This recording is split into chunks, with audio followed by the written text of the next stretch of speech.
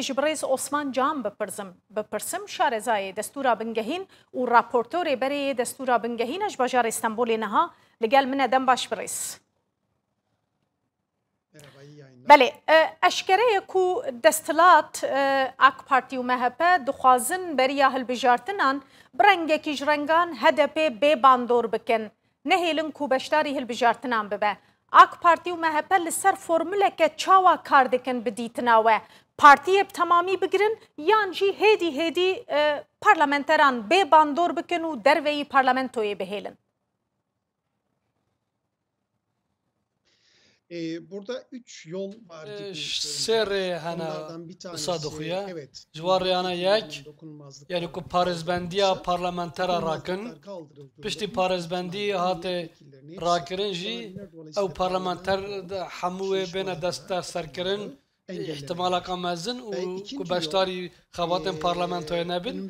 Rêya duyem jî di rojên pêş me de de nêzîka ku mirov nêzîka hilbijartina bibe de yasayên partiyên siyasî û hilbijartinê de hin guhertin werin kirin û di nav va guhertinana da jî ku bendava hilbijartinê were zêde kirin û bi rêyên bi vî şêwazî dikarin bidine berxwe wek li sîstema li Amerîkaya gerîmandayê ku sistema hilbijartinê hatibû guhertin dikarin bidin berxwe.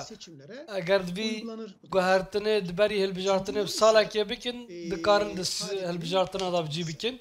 Rêya sêyem jî rasterast girtina HDP ye. Desthilatdar rasterast nikare vayê tiştî bike lêbelê bi hin handana û biriya serdozgerê giştî ku dozek were vekirin li qanûna bingehîn û qanûna bingehîn jî li ser girtina HDP biryarê bide. Wê were girtin ya negirtin. İhtimalek jî heye ku were girtin.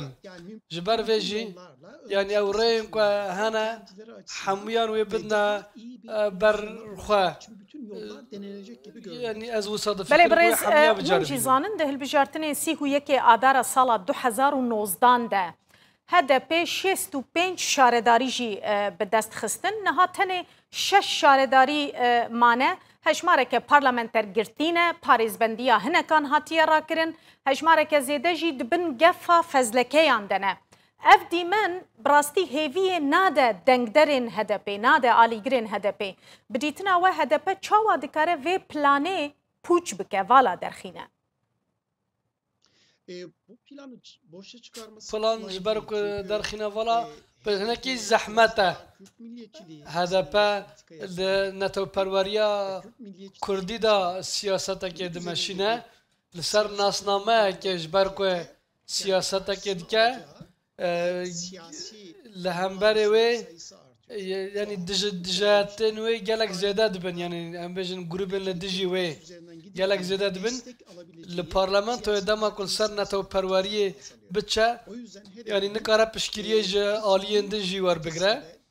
Ji ber wê HDP divê ji bilî nasnameya siyasî di aliyê demokrasî û siyaseteka fireh bimeşîne û hevkarên xwe zêde bike.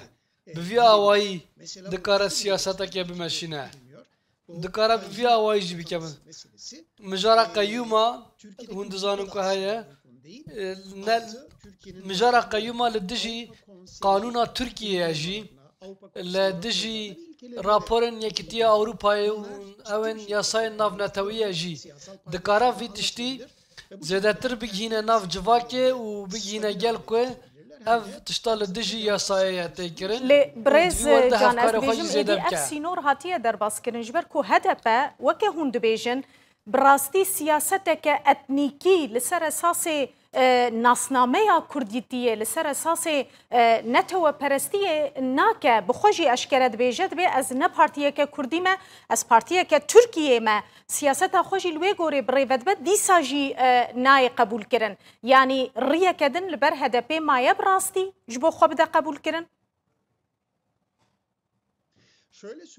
Em vî awayî bêjin divê mijarê da yani divê دمی دا تشتکی که زیده بکه تنه از نابجم که هدف سیاست که وی آوایی دمشینه هدف یعنی پارتیه که سیاست کردیه یعنی دستلات یعنی آخ پارتی و مهپه بری هدف دادن کی داره و دخوازه و بگینین کی جان قناغه لترکیه دناف جواکه دا مانیپولاسیون زیادتر تکرین و دبه او تشتکم بحث دکن ترکیه اگر بخوازه به یعنی وقت پارتیه که ترکیه‌ای سیاست بکه یعنی به پارتی دن را بمشه و باشتر ببه دوی واری داد کار سیاست که بده برخواه بله بحث هنه گوهرتنین دستوری جی نها تکرین دخوازن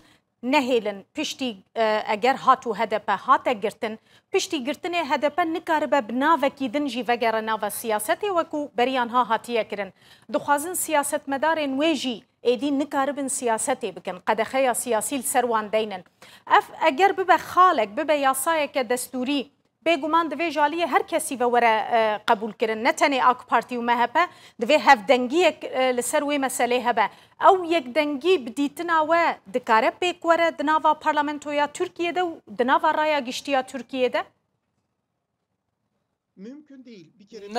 نه پیکانه جاره که یعنی گشتدانا که بوی آوایی یعنی لپولیتیکا سیاستا AKP پیشتر جی نا گنجوه یا دویم جی نم پیکانا کل پارلمان جی ورا قبول کرن پیشوازی کرن یا سویم جی دکاره بچه قانونا بنگهین کو بو بطال کرن احتمالا که مزن جوی قانونا بنگهین ویدشتی بطال بکه او